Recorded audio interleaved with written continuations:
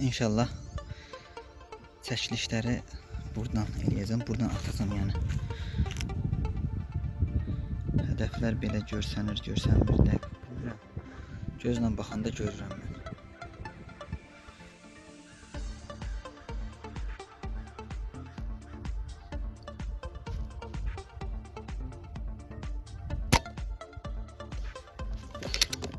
Altına düşür.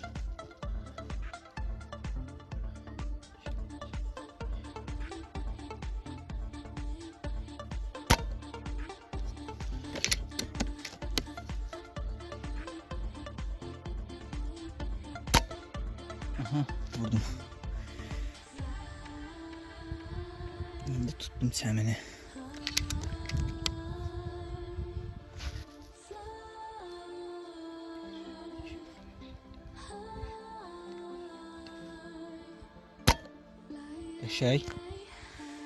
Qəşəng bunu da vurdum. Bu qapaq idi.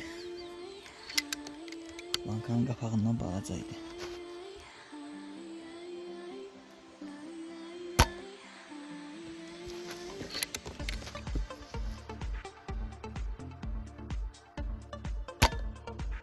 Aha, vurdum.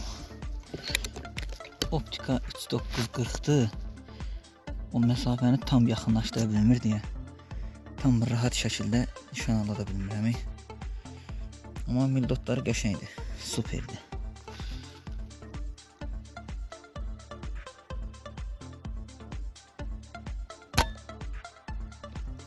Az da sağından getdi. Bitdi.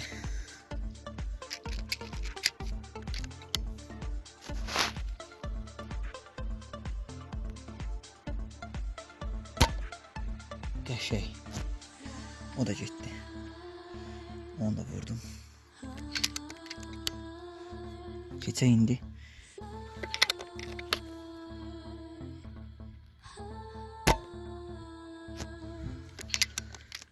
Ömer, ki deyirsən görəsən kimdir bu, hə?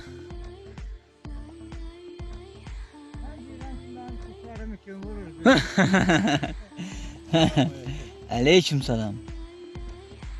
Ne iş görürsen?